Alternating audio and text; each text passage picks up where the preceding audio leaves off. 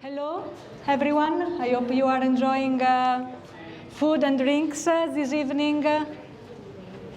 We would like to get started with our lecture today. Good evening, everyone.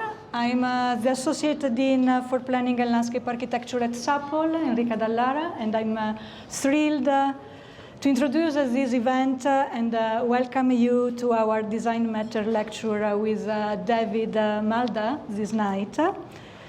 It is always lovely to see our SAPOL community gathered to hear from our guest speakers about topics and experiences that are important to us as professional designers, researchers, educators, students. I want to take this opportunity to acknowledge the land we gather in today. The University of Calgary, located in the heart of southern Alberta, both acknowledges and pays tribute to the traditional territories of the people of the Treaty 7, which include the Blackfoot Confederacy, comprised of the Siksika, the Piikani, and the Kainai First Nations, the Tsuut'ina First Nation, and the Stoney Nakoda, including Chiniki, Bearspaw, and Goodstoney First Nations. The city of Calgary is also home to the Métis Nation of Alberta, District 5 and 6. On this land and in this place, we strive to learn together, walk together, and grow together in a good way. I also want to acknowledge our sponsors.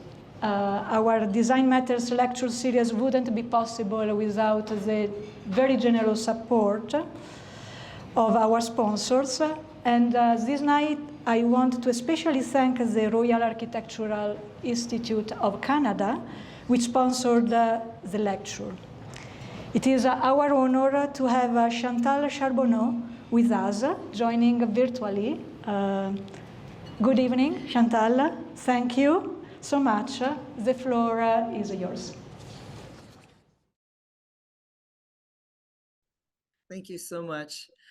Before I begin, I would like to acknowledge that I live and work within the traditional unceded, unsurrendered territory of the Algonquin Anishinaabe people.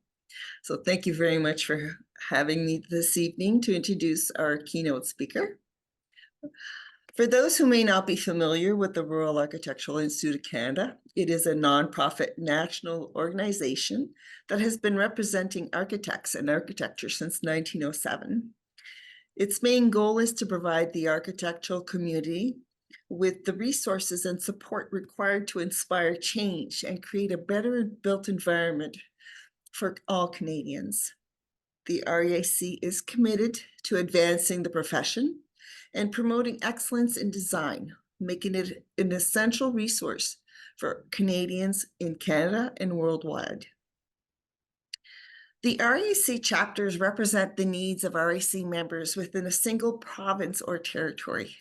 In Alberta, I'm happy to promote that there are two networks, including the Calgary and Edmonton network.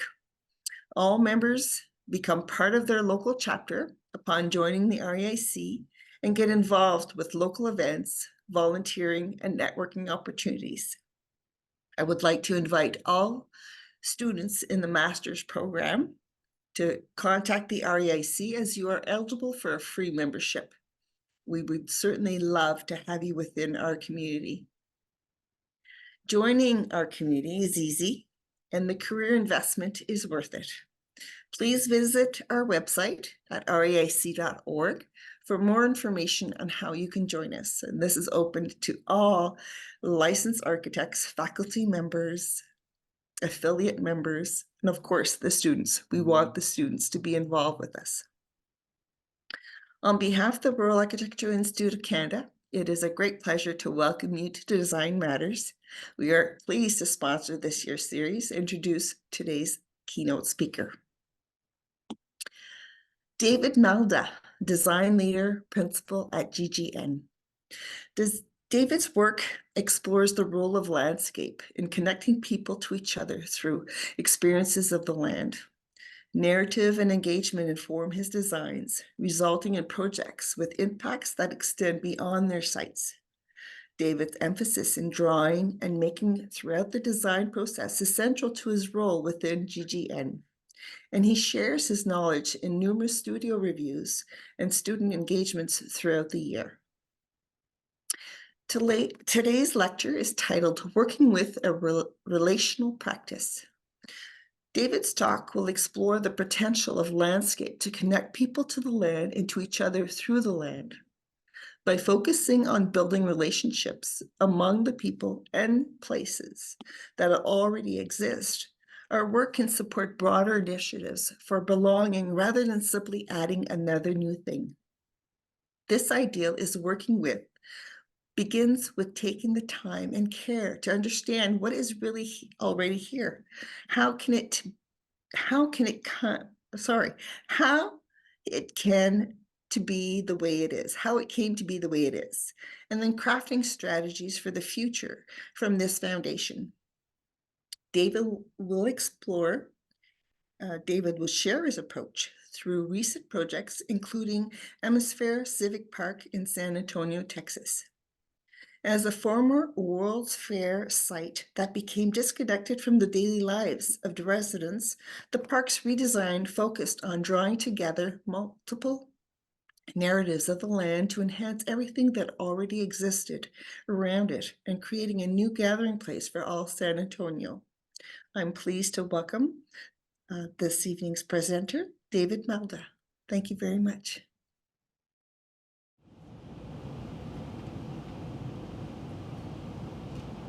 Thank you so much for having me here this afternoon. I'm really excited to have the opportunity to share in this important lecture series. Talk a little bit about the work that we do at GGN and why we do the work that we do, how we do it. And I think especially it's exciting to have students here. I had the chance to talk with some of the landscape students beforehand, and very exciting to see the kind of work and issues that they're focused on. So I'll be talking to you guys tonight.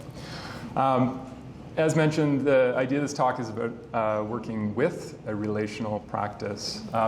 GGN is a practice of landscape architects. It's about 40 people, primarily based in Seattle and a little bit in Washington, D.C. Been around for about 25 years. For those who don't know our work, this is one of the early projects, the Lurie Garden in Chicago Millennium Park, and it still, I think, resonates with a lot of the kinds of issues that we're most focused on.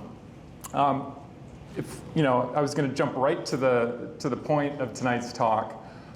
Everything that we do is a part of something bigger that's already there. I think, like, more than anything, that's kind of the punchline of how we try to approach things. So whether it's working on a project like the Smithsonian, the National Museum of African American History and Culture, where really this is about bigger issues and a bigger place, and the landscape is trying to connect. It's trying to set that up.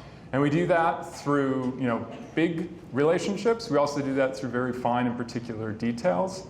And really with the goal that we make space within all of that that's comforting and welcoming, especially when we're dealing with complex issues in histories like that of the Smithsonian. We spend a lot of time in our work trying to understand what came before us.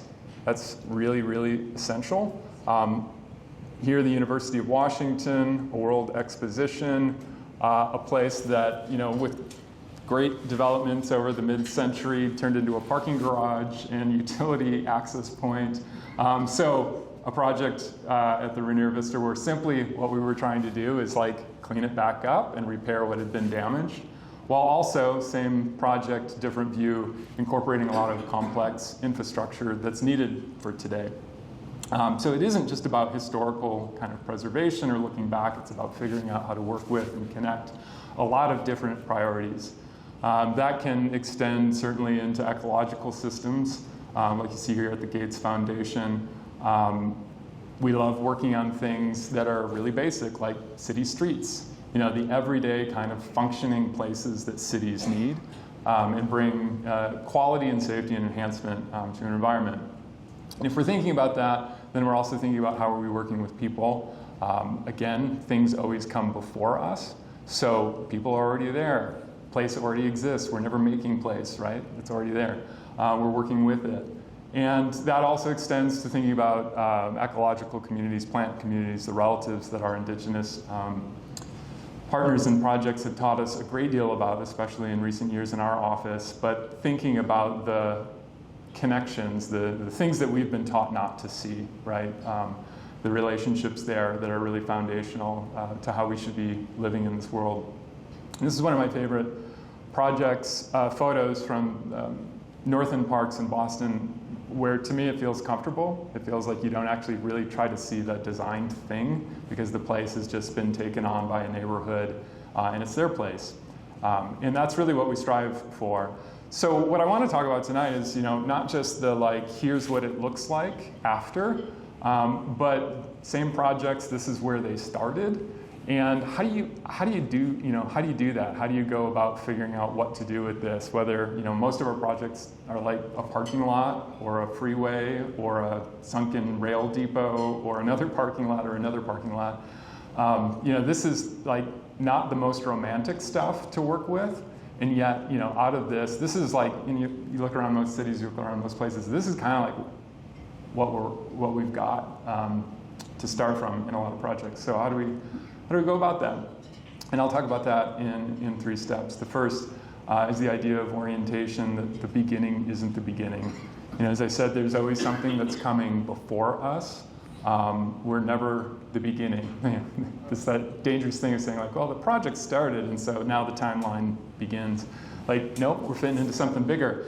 And to me, when I think about that, this relationship between these 2 images I often come back to, 2 really different ideas of specificity, 2 really different ideas of relationships.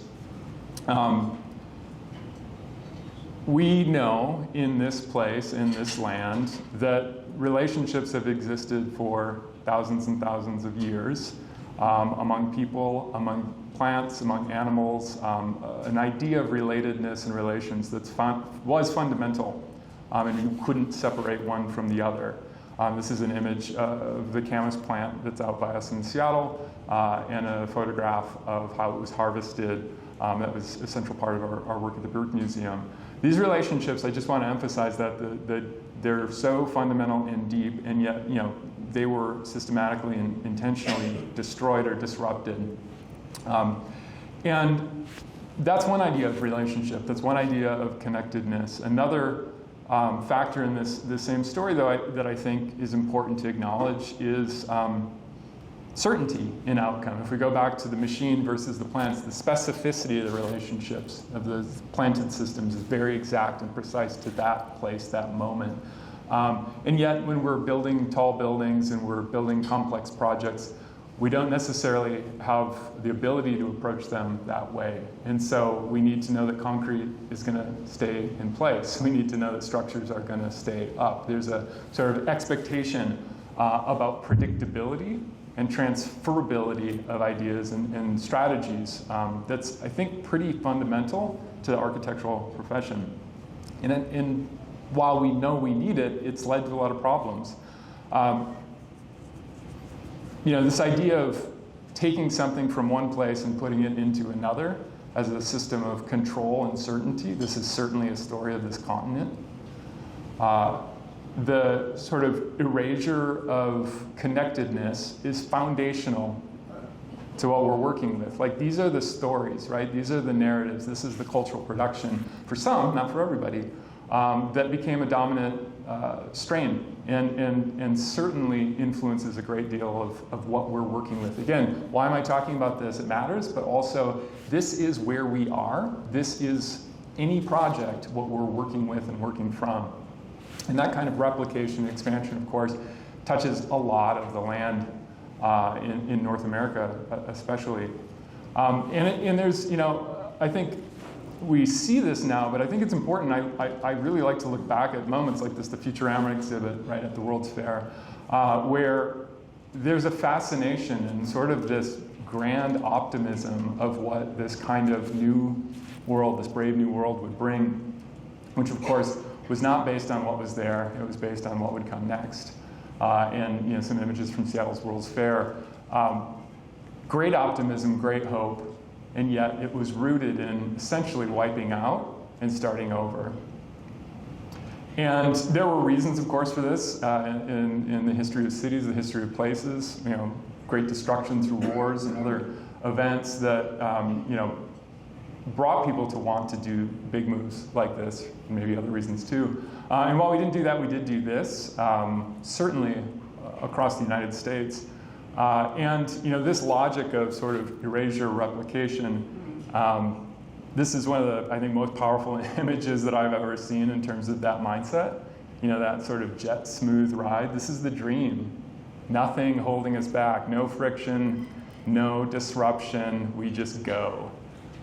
That's what we're working with right now, right? The climate that we have, the cities that we have, this is a legacy of this narrative. And certainly, that mindset translated into a lot of downtowns, including this one. And here, what happens when you take that to a city? This is Detroit. Almost every city around the United States, certainly, you can find this pairing of images. There was a neighborhood, often black, and it was destroyed to build a freeway, or a freeway was built to destroy the neighborhood. This is the land. This is what we're working with. And we've got to be aware of that. We've got to be cognizant of that, because it's that disruption, that breaking of relationships, that systematic cutting, severing, erasing, that is where we are today. Mindy Full loves writing for students that are looking for books to read. Phenomenal book, Root Shock, about that and its ongoing impacts for communities. And it's fascinating to me, having spent a lot of time in architectural history, how often architects, especially, no offense to the architects in the room, sought to resolve these issues with buildings. And I think that's the thing that we've got to always be conscious of, is like, there's a problem out there, we're going to build a building to solve it, we're going to build a building in a way that can solve it, which is awesome optimism, but it didn't necessarily work, and we should probably be questioning some of that assumption. So, like I said, the beginning's not the beginning. This is all what comes before us. This is one way to tell that story. Others will tell it differently. But I think Marshall Berman's words, are especially important to me in this challenge, where we're in this place between the new and what came before us, and there's certainly a lot of optimism and destruction that continues forward. And this is actually the site of one of our projects that I'll touch on in a moment, India Basin Shoreline Park. So what do you do, right? That's the challenge for students, for folks that are doing their semester projects, trying to get into the profession. I'm looking at you all out there. This is unfortunately what often happens, which is like, okay, I got a new project, what I'm gonna do? I'm gonna sit down on my computer, I'm gonna go to Google, and I'm gonna start typing stuff in. And I'm gonna see what comes up. So and that actually does happen, I think. But what we try to do in our work, one of the biggest things we're trying to do is to get away from this mindset, which we've built a culture around. We, not everybody, some. And so we try to go in our office, we try to go through the steps of sort of figuring out, well, if it's not abstract, if it's not sort of anything, how do we know? We start by saying, well, what is this place and how did it get to be this way? So if we say, what is this place, it means we're acknowledging that something is already there. It's not our site.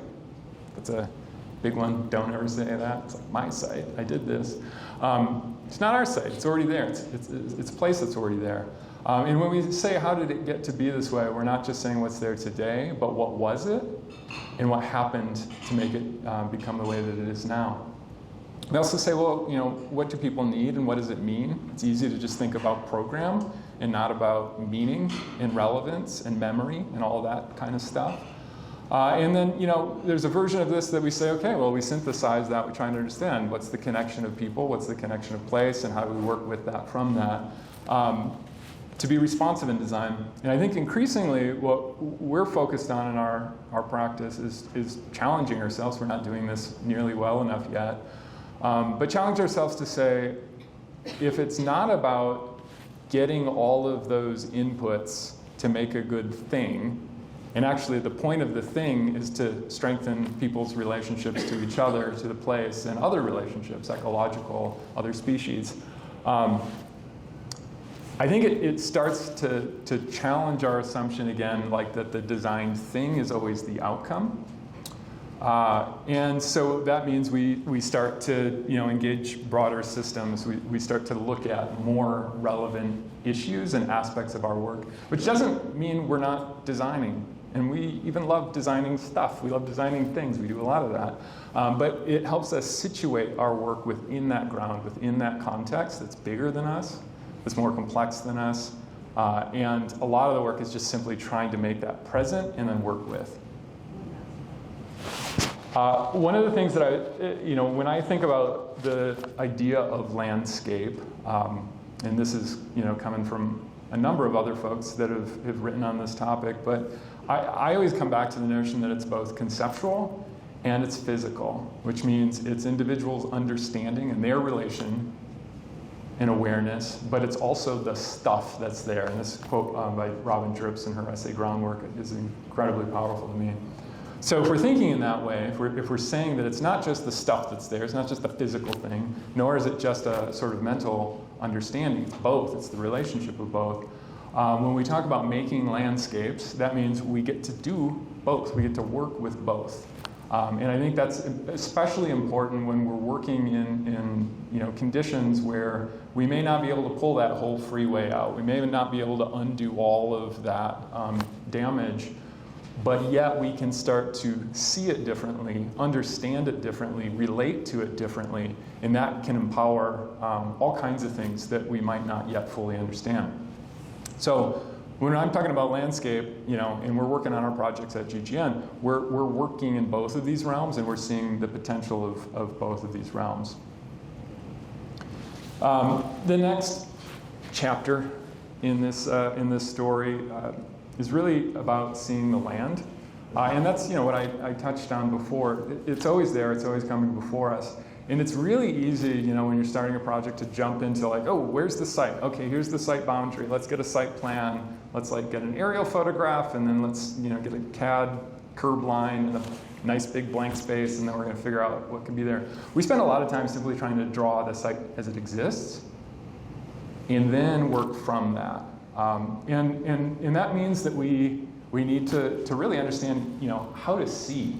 And I love this painting by Richard Estes, because I think this is sort of like what we're confronted with right now often, which is we are so super saturated with information, and it's hyper real, it's hyper detailed, and yet nothing is in focus or out of focus. Maybe more importantly, out of focus. Everything's in focus. So how do you see? And this kind of image more familiar, right, for a lot of folks in the room, like, okay, well, we're going to start, we're going to see, we're going to check it out. We'll go to Google Earth, we'll look at it three-dimensionally. And this is sort of that same as that Richard Estes painting. It's like everything is turned on. Everything is detailed. And this is, really, really different than this drawing by one of my colleagues, Keith McPeters, who drew the exact same spot, but now in a really different way. Abstracting it, suppressing some things, accentuating some things, to be able to see them and see their relationships. Here, it's an image of Seattle, the relationship of major roadways to the topography and water of the city. And this is super important to do these exercises because, this is another project we were working on in town in Seattle, where this is really uninspiring. It's like an underpass and a bridge, and then you can see the Space Needle, so it must be Seattle. But we were doing drawings like this to try to see that land through old maps, through drawing over them, just to get our eyes to see the shape of the land, the high to low, what would have been the wetter to the drier, the stuff that is virtually non-existent in your experience today. And sometimes we're doing those kind of drawings to imagine some of those relationships. It's not just because we say we're going to go back in time and pretend like none of that happened, but we can look to what were some of the foundational aspects of that land that then can inform not just what it looks like, but what it does and what it might start to mean with time. And I mentioned this project India Basin Shoreline Park down in San Francisco we've been working on for a number of years. And I think this is a great example of that place. It's very complex. What's out there today, well, actually, it doesn't look like this because they're building more now. But this is where the project started, an old shipyard. And you look at this and there's so much specificity and complexity. You could look at this and say, oh God, it's horrible, it's a mess. You could also look at it and say, wow, there's a lot there. There must be a lot of stories here. And there are a lot of stories here through the history of the shipbuilding, boat building industry, a predominantly African-American community that lived on the hill adjacent and worked in a lot of these shipyards and still is there today. But today, you look up the hill and it's incredibly disconnected from this water. And this is it in a larger context. And so, understanding the stories of the land, understanding the relationship to the physical condition that's there today. Remember, what's there today and how did it get to be this way? That forces us to look at those social, cultural system relationships and start to see, if this is what it is today, a lot of folks on a hill disconnected from a contaminated waterfront, a vision for where it could go. And this is a super informative sketch that my partner Shannon Dickel did in the process, saying okay, make it about reconnecting, make it about that cross grain, make it about that relationship that builds on the vocabulary of the shipyard and the relationship to the hill. And that simple abstract idea has guided a very complex project through a lot of stages. And served as a catalyst for certain discussions with community members and partners there that helped envision a place that was really all about access and the neighborhood and its identity, and is now in construction with a really cool art piece on this pier that came through this community process. So the third bit in this, which is a little bit longer, that I'll talk through is the idea of working with. So if we said, the beginning isn't the beginning, we got to understand where things are coming from, that bigger base. And then we need to see the land, not just for its physical condition today, but the cultural and systems relationships through that land. That's the stuff we're working with. That's the content. If we don't have that content, we're back, on the Google search trying to figure out what landscape architecture is and how we can put it here. So, once you build up that base, then really the key idea is working with. And I'll talk about that in a few different ways. I think, one of the most obvious ways is you work with people, community members, organizations, et cetera. This is an image. I'll talk a little bit more about this project at Trevino Park in Austin. And this is a big part of it, but I think we're also recognizing working with is, understanding the plants, again, as relatives, as a part of this living world that we're a part of. And, participation in the making of places. You can't do this, I get it, with a large, complex building. We can't have everybody out there with their own little trowel or something like that.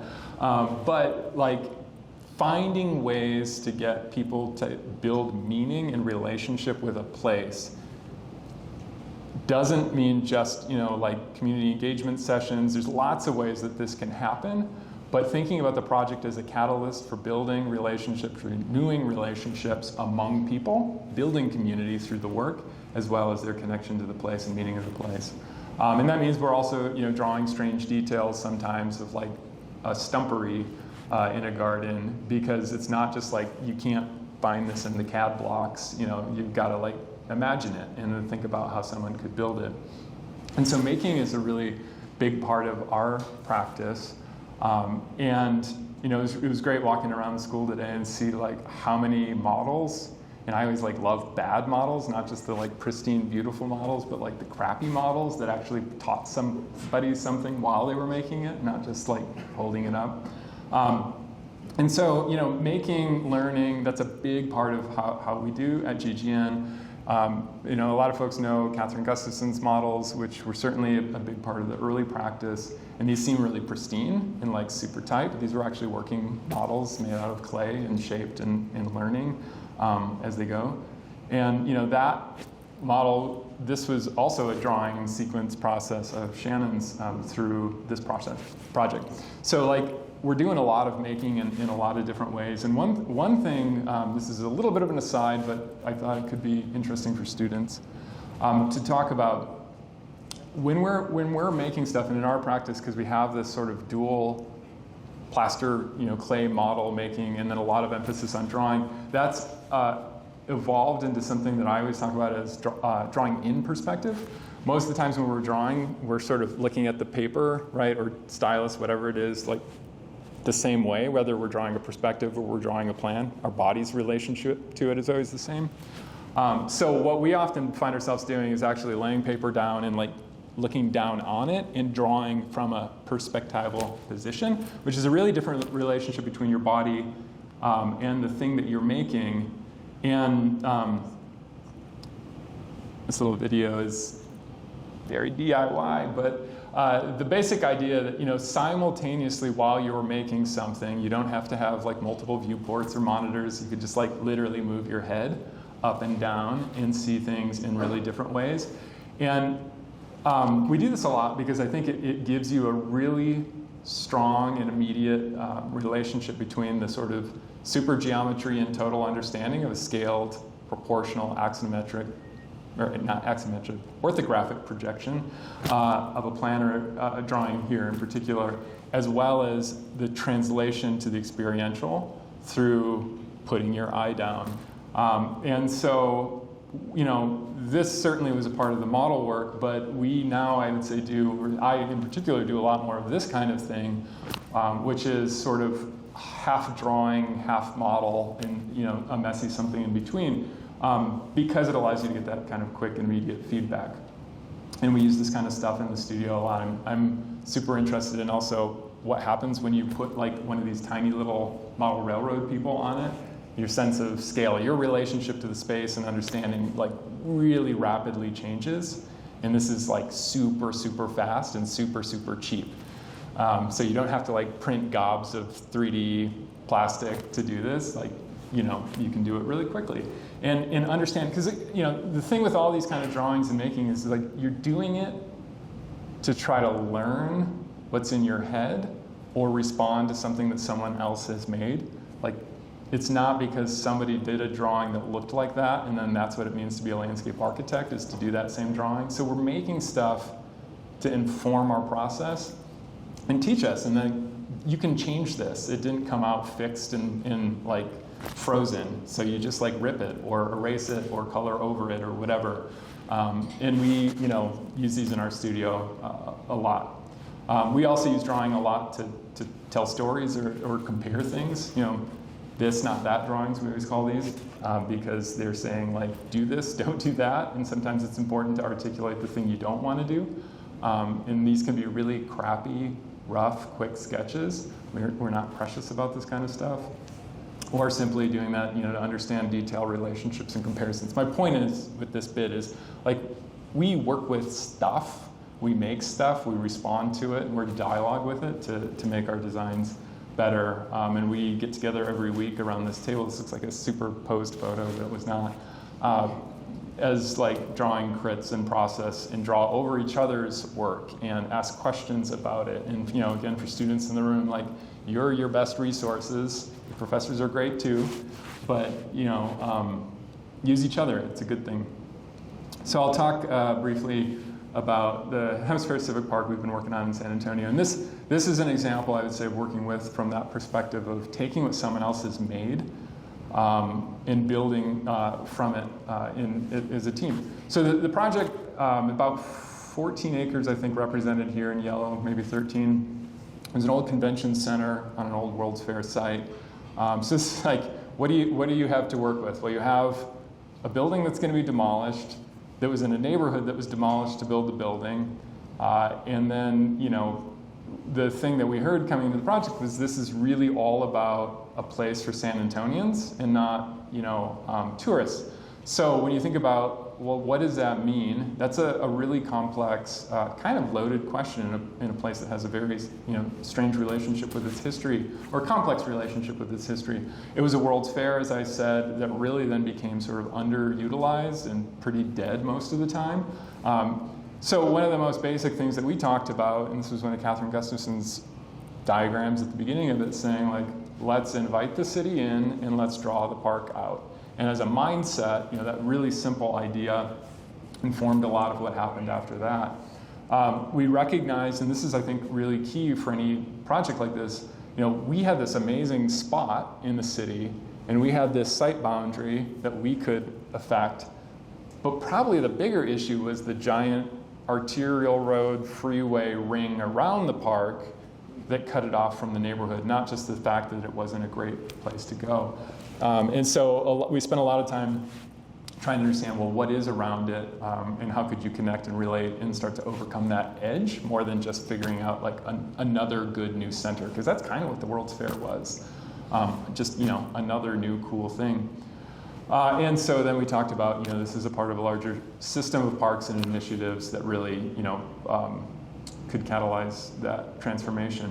As I said, the project started with the client in a great way saying like, this is all about San Antonians, and this is actually an image that was part of the city's tourist board information, like whatever marketing materials when we started. It was like, oh wow, okay, so this is San Antonio? Obviously it's not. But it does speak to the sort of strangeness of certain myths and histories that are part of any place. And so what we were really trying to not do is get caught up in that argument about like, well, what is authentic, and are we talking about like this period or that period, or how do we define that? And it's a complex place. The Riverwalk, loved by a lot of people who visit, not loved by a lot of people who live there. Not necessarily like hated, but it's just like you wouldn't go there. And this sectional relationship between the river and the city downtown too. So, well, what is this place? How did it get to be this way? That meant zooming way out in time and space to just even understand like what is the land? How did it relate to the evolution of the geology and the water, and why the city even became where it is. And doing these kind of drawings and cartoons are super useful for us, kind of like Keith's drawing at the beginning with Seattle topography and hills. Like it helps us start to see the relationships and start to work from those relationships. So again, we're not saying like, oh, it's like, the Davy Crockett thing or whatever. We're trying to really find that common thread through the land. And through that work, we learned a ton. That's, I think, one of the most fun parts of this work is that you get to go places and like really try to understand why they are and what's going on there. And the water story in San Antonio is incredibly complex. And again, we would look at the historical images and accounts and archives and all that kind of stuff, but then try to translate them into cartoons that we could understand and use in like community discussions. And also mapping, like this. To me, this was when my colleagues, Annalise, did this comparison of the river and then the acequia system and plot lines, and then we overlaid that with the grid. But this is like hand-drawn, and like taking that time to build that understanding with something, as opposed to like the GIS vomit that most map drawings tend to be. It forces you to kind of like actually digest and have a relationship, that's weird to say, with the information, but like you have a different connection to it, and your awareness is different. That doesn't mean inevitably then out comes this brilliant thing, but it's there. When we were working on this project, Catherine had said at one point, you get so immersed in the place, you hopefully start to become conversant in it, and I think that's a really great description of that, just immersing yourself so deeply into what's there that you work with it, you start to work from it, and you're not just in that point of like, okay, what do I add from outside in? And so, the idea of the park was that it certainly connected that past that had largely been erased in a couple different ways, and then looked at everything around it and tried to improve that. We were fortunate to start with a really great publicly supported brief and program. This was Phil Myrick and MIG had done some great planning work there. We worked on, kind of figuring out the why and how would those elements come into the project. But then really a lot of the work was going from all of that understanding about the urban patterns and form and movement and light and heat and all that kind of stuff, and figuring out how that goes from that and that program into a design. And this is, just a sampling of many, many drawings that were back and forth among team members to come to a framework. And really it was, as I alluded to before, more about the relationship to the edges than the center. Because the center is kind of easy. It was a big gathering place. But how we related out, in different ways to each edge of the project, which were actually rather distinct, and then thinking about the kind of patterns of movement and fabric of connectivity, not just program, was really important to the park. Because again, we were trying to say the city is coming back in and the park is reaching out. And that led us to this site framework here. The Great Lawn, this idea of not that complicated, a great lawn where you could have events, and they've had something like 400,000 or 500,000 people out there already since it opened in October. This was the opening celebration. We were able to transplant a lot of trees out there. So there is a lawn, and it is the middle. But paired with that lawn was the idea of a promenade as this main spine from one of the busiest intersections in San Antonio in the upper left corner down into the heart of Hemisphere. And that was an idea of retail will be along it, so as buildings are coming along, a water channel that flows along it that was reminiscent of the acequia system, that irrigation channel system, and the limestone vocabulary of the place. And that translated into this channel that, again, was recently constructed in Promenade with large Mexican sycamores along the spine. And they use that. It's exciting to see, even in the first months since it's been open, how we might have imagined certain activities, but then other cultural overlays, here Day of the Dead, finding its massive presence in Hemisphere. But then this is what I think one of the most powerful images I've seen of that Spanish irrigation channel inspired idea that connects along the promenade that suddenly became a part of the Diwali festival this last fall. And how cool that was to see this common connection to water. And so these stories that are specific in one way, become transformed through different people with their own stories engaging. And I continue to be struck by that. One of the features in the park was a place we called the Shallows. Or we didn't call, actually, the program that came before us called. And it was this idea of this kind of more contemplative presence of water and shade and kids, but not like the splash pad, because they already had one of those. We talked about, well, if we're going to have this major feature, we should bring it into the heart of the park so that, we try to draw people in and through, anchor it and integrate it with that promenade. And when we were developing it, it was really this pretty abstract idea of the water, kind of splitting apart, breaking apart the promenade and becoming a part of this garden down on the south end. And, an early sketch here was, thinking about qualities of shade and topography. And I want to highlight this for students when you're working on a project and, there's that stress of, okay, I've spent a lot of time doing research, I've tried to set things up, and then I've got to quickly start to design something and make something. This drawing, this is what we knew at this time. We didn't render it. We didn't add a bunch of detail or little garbage cans and drinking fountains and all the stuff that sometimes you have that obligation to be I got to be responsible in design, so I got to make this look very real. Only showing what you know. This is an idea actually a friend of mine and mentor said to me that never let the resolution of your drawing exceed the resolution of your idea. I think it's super powerful words for designers.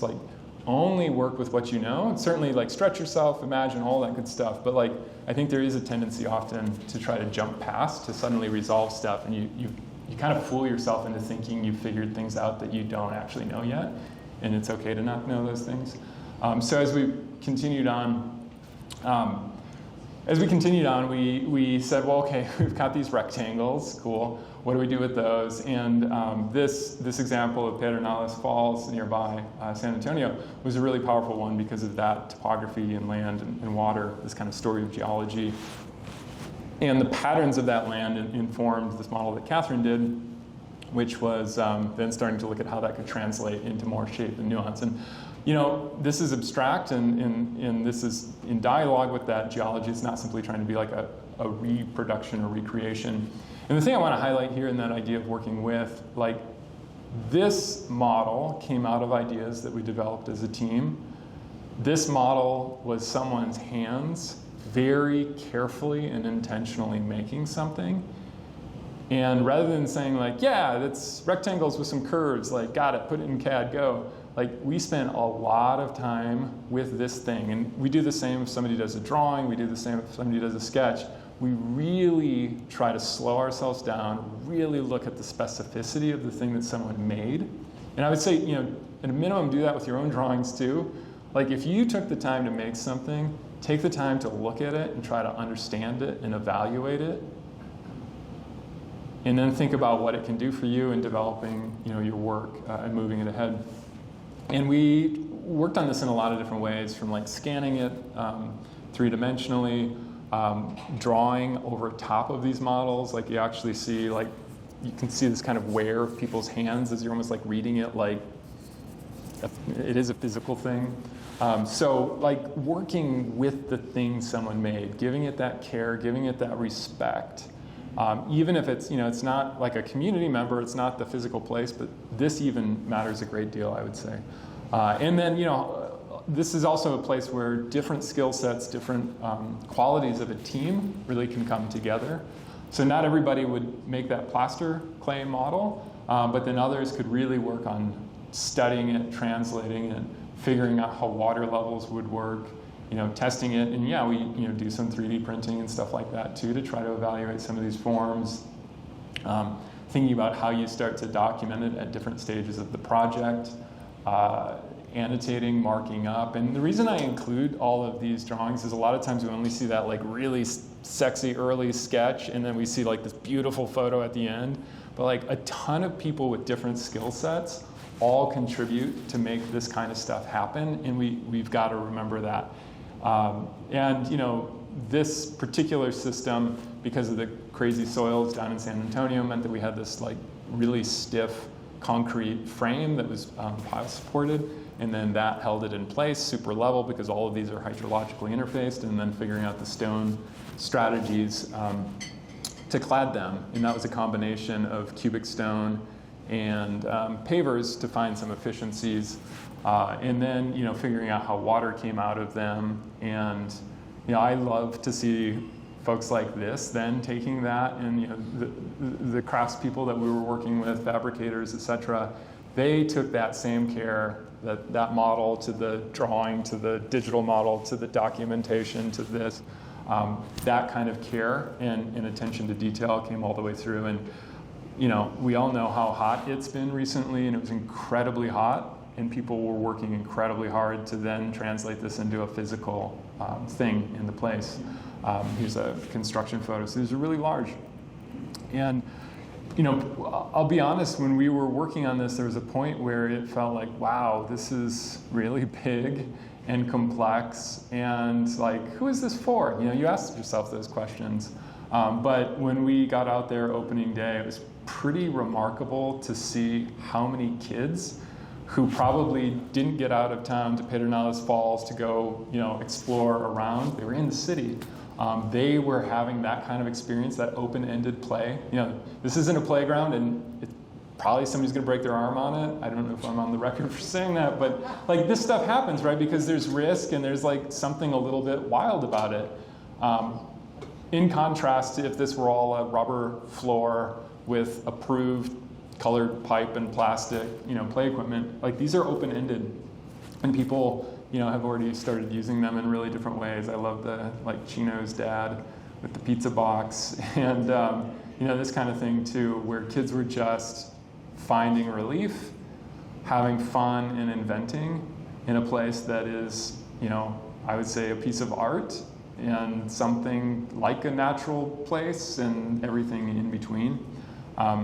And, you know, I think you only get to that kind of complexity and specificity of an experience with all of that care and exactitude in the making. Now I'm going to touch really briefly on one more. I think we still have a couple minutes. Another project in Texas here, really, you know, intentionally contrasting to that place that was raised and then built up as this park, trying to find some connection to a bigger land. to a project where we were working on a vision plan outside of Austin, Texas, where the land itself was actually pretty spectacular, and then we're trying to figure out how do you connect and relate through it. So this was, about 350 acres along the river just east of East Austin, in an area that was, predominantly Latino population, historically very underserved. And this project was named after John Trevino Jr., who was the first Latinx councilperson and mayor pro tem in Austin. So someone who was really broke a lot of ground for that community. And it was in a beautiful place, an old ranch, and like I said, it was on the river. So like it's hard to beat a site visit where you're like, wow, I think it's pretty good. Let's just do that. And as I said, Councilman John Trevino Jr., super inspirational person, and his family actually, he had passed away just after the naming of the park, but his family was involved in the project, which was really exciting. So we developed in this work a framework that said, start with engaging the intersection of the prairie and the river. And we're always trying to, again, see. So you abstract, you try to connect. And we said, let's not start by saying this is a park. Let's just see what happens when we intersect this river and prairie landscape, the heritage of this agricultural remnants. We're both in things like barns, but also how plants had grown up along fence rows. There are different patterns in the land that were a product of that, and culturally important to some of the folks around there. And then also the legacy of John Trevino Jr. is sort of an orientation to action. And so let's not call it a park, but let's say there's this place, there's this land, and what happens when you started to intersect and connect these things. And the kind of drawings that we do is certainly to help articulate this for others and explain, but this is also our way of seeing. And so yes, there's the technical topographic thing, there's also the abstraction. We do a lot of that kind of cartooning to abstract and see.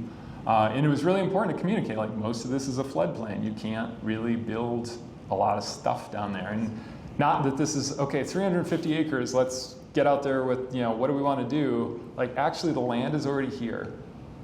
Let's see the land. And when we talked about it that way, folks were really excited. They were like, yeah, the land is the best part, don't screw it up. And we want to connect there. That's really what we want to do. It was cool to see that, and so we could learn about the land together. As I mentioned, there was a lot of this remnants in different ways of that recent ranching past. And then John Trevino Jr., just an amazingly inspirational person that had a lot of impact. And I think, when we try to challenge ourselves, if we're not talking about this is a park, then we're not jumping right to do we choose between volleyball or basketball or a dog park or park things. We actually say, okay, well, this is a land thing and a community thing. What else could this do that would benefit people and benefit the land? And so, things like family, community, public health, equal access, participation through stewardship, that was something that came up a lot. These are, a lot of people talk about these things. I'm not saying that in any way this was novel, but that we could talk to the Parks Department about saying how would your land be working with these kind of topics.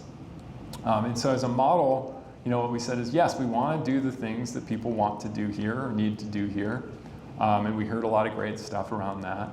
But really what we're trying to do is connect it to the place, because the place is really its best resource and best asset.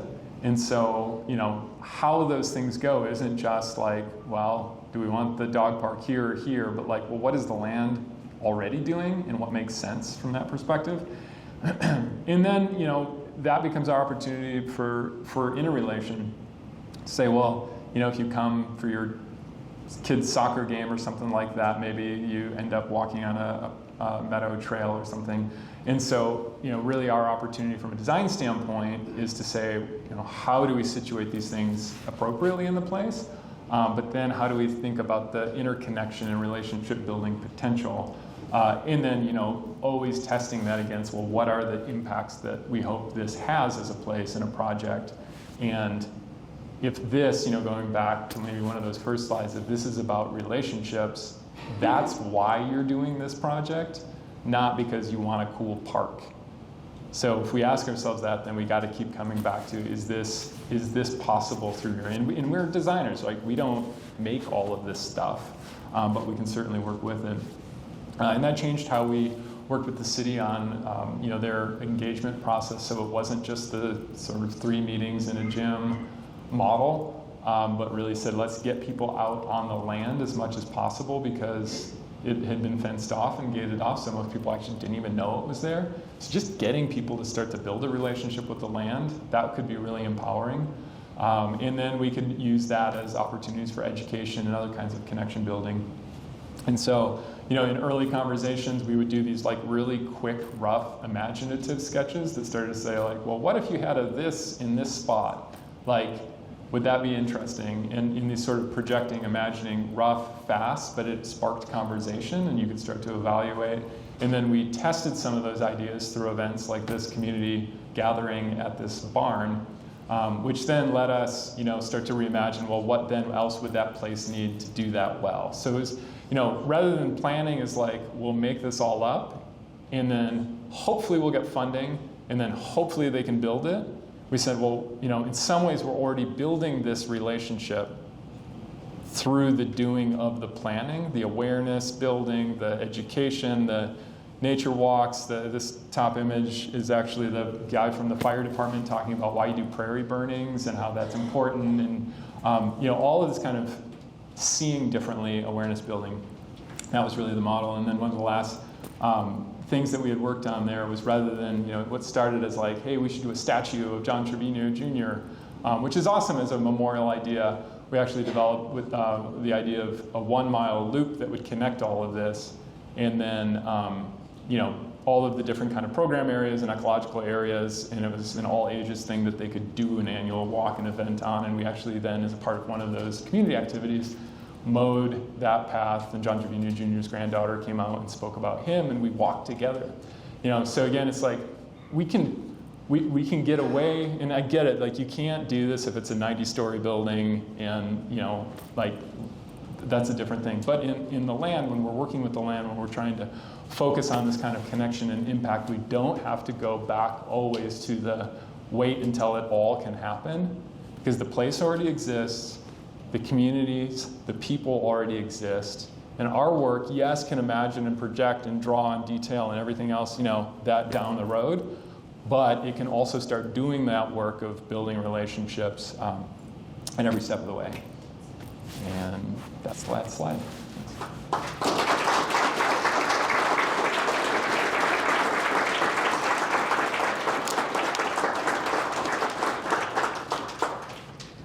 Thank you, David.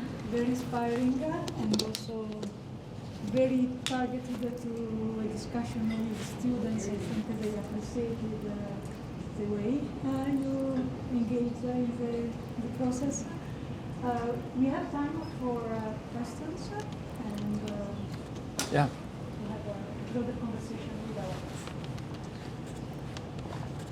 We can't hear you. I think if you have any questions, you're welcome to ask questions.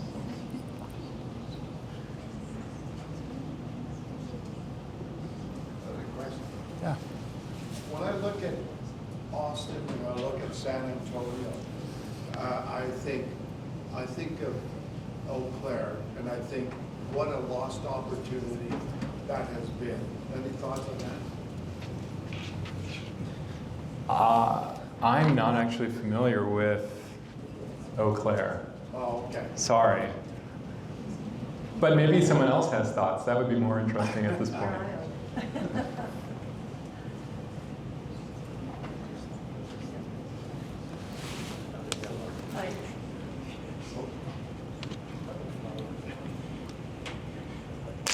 I truly appreciate how you are looking at the land. For so long, what we've been seeing is people just wanting to slap up buildings and slap up concrete and not really paying attention to the land and what the land speaks to the people of the region, what our waterfall is like, what our indigenous plants are like, and so on and so forth. And I'm very grateful to see that there's a new generation of people that are really paying attention. It's long overdue. And I'm hoping that we have people in the building here that are, as we say, focused on Eau Claire and many other areas that are looking for redevelopment in Calgary. We do have to look at the land and what it's speaking to us. It may take a couple of years to look at that and stop slapping stuff up and being silly about it. Read the land. There's a history of what the land will tell us over and over and over again, hundreds of years of storytelling. So thank you for that. Well said. Thank you. Hi, that's loud. I really enjoy your methodology and especially how you share that you started out each project by researching and learning to see what existed before. And just thinking about that, but forward, how do you see your project serving as a departure point for future generations to either reinterpret or build upon? Yeah, that's a great question. Where do we go now? I think that's really good to think about in a few different ways in our work. I think increasingly we are loosening up and being less rigid, still finding those ways to be specific and intentional in design, but less everything has to line up, everything has to be exactly this way. I think especially probably in landscape, one of the biggest areas of good change in that is with regard to planting relationships there. So it's not like, okay, every plant, stay. But like this is living stuff and it can and should evolve, which means we're changing how we're documenting, we're changing how we're trying to set up relationships with management groups earlier on so that we think about that trajectory. So I think there's aspects like that.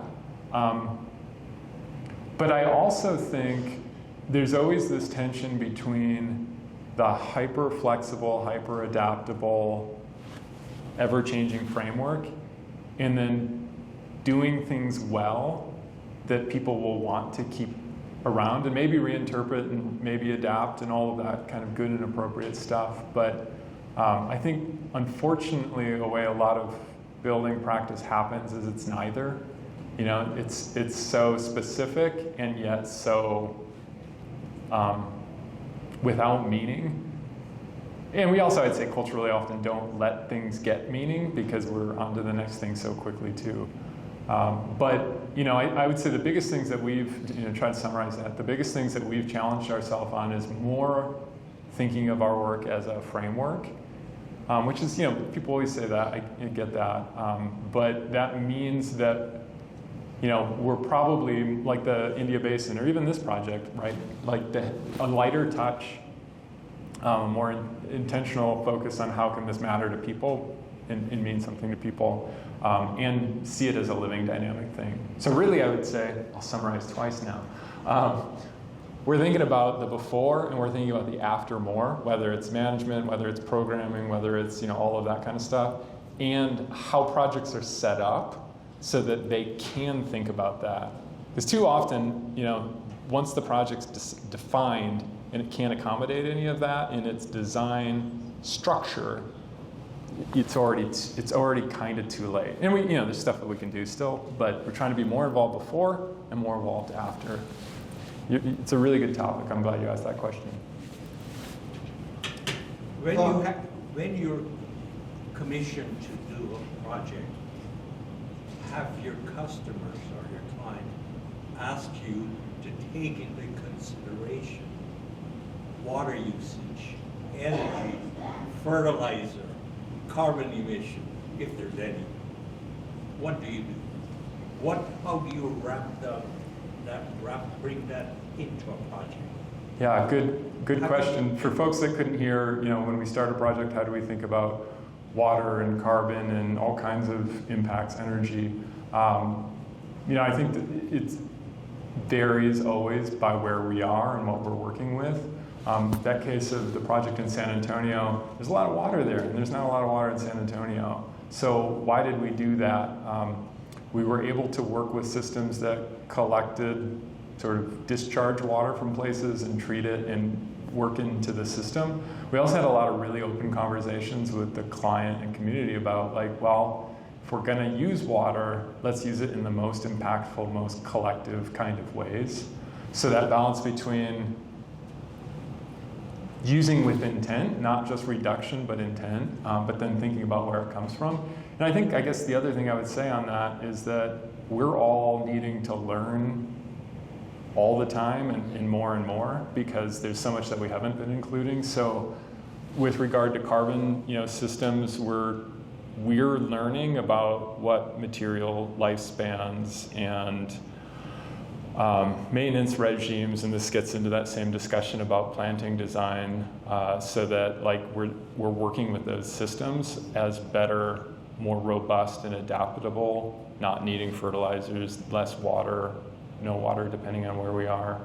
But we're not there yet. I'm not going to pretend that we are.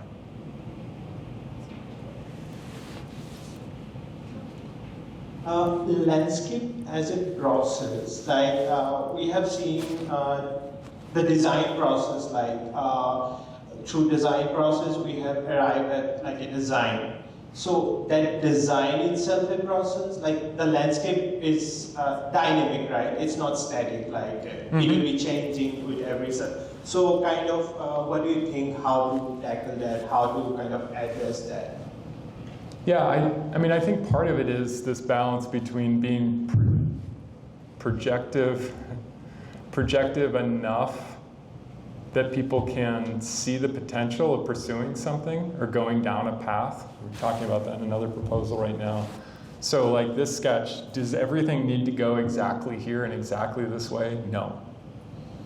For certain relationships of proximity to the main road and future transit versus the ravine versus the floodplain, yes, those were fundamental. So I think we're trying to be more intentional about the priorities and relationships that are critical to the idea as it's presented, in finding then what don't we need to describe, even if we project in moments like this, so that people can get some sense of imagination of what it could be. That's why actually,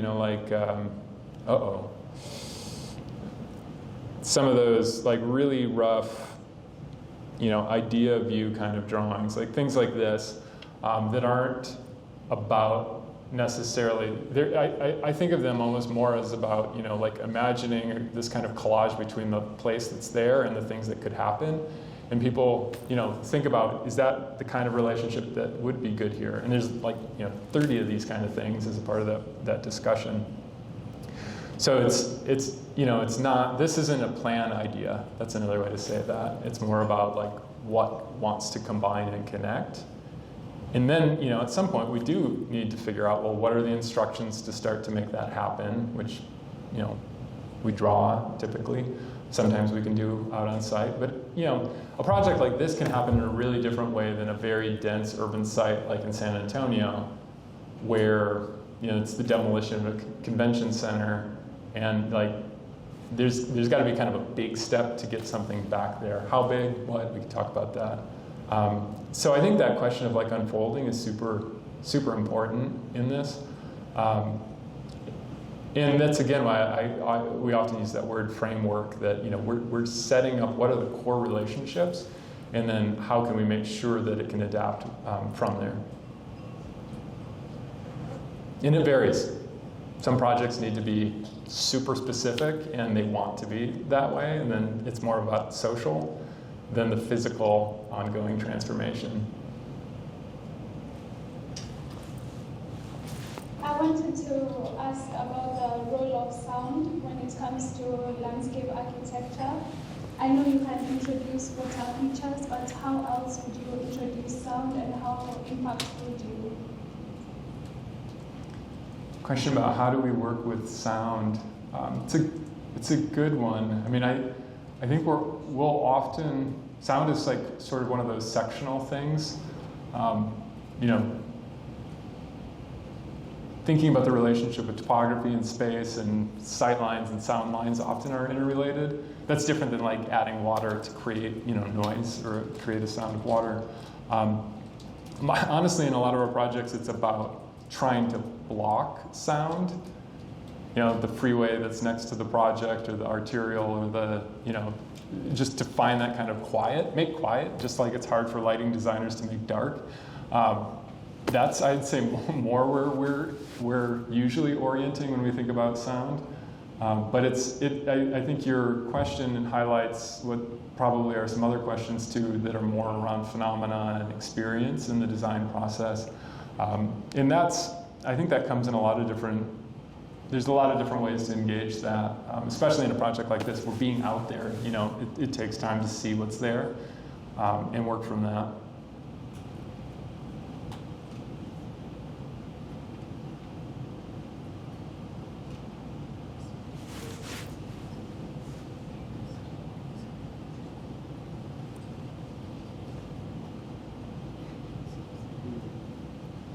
The anticipation. Hello, Hey. and thank you. Wondering if you could advise how the people here today could contribute immediately or significantly, say in the next 30 days, to producing community spaces like you described. In the next 30 days, Where to start? Being there, right? I think that's the thing that we often, as designers, we like step back, step out, and then try to figure out the system. Like if you want to change a street, one way is just like walk on it every day.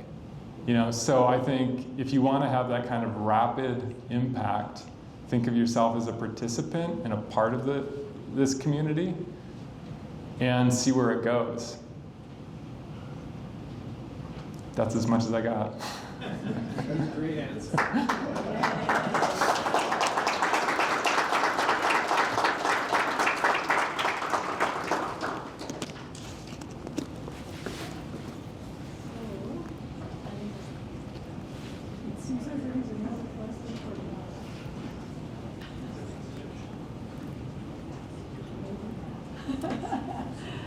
So thank you all.